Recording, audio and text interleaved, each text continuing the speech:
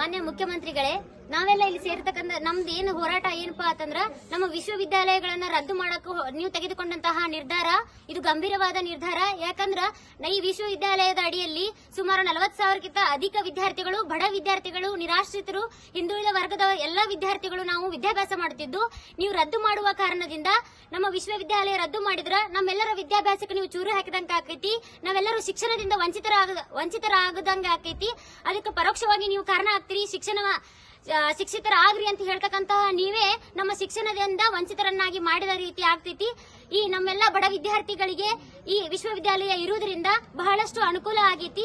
ಹೀಗಾಗಿ ಈ ನಿರ್ಧಾರವನ್ನ ಹಿಂತೆಗೆದುಕೊಳ್ಳಬೇಕು. ನಮ್ಮ ಬಾಗಲಕೋಟೆ ವಿಶ್ವವಿದ್ಯಾಲಯವನ್ನ ಉಳಿಸಿಕೊಡಬೇಕಾಗಿ ನಾವೆಲ್ಲರೂ ಕೂಡ ನಿಮ್ಮಲ್ಲಿ ವಿನಂತಿಸಿಕೊಳ್ಳುತ್ತಿದ್ದೇವೆ.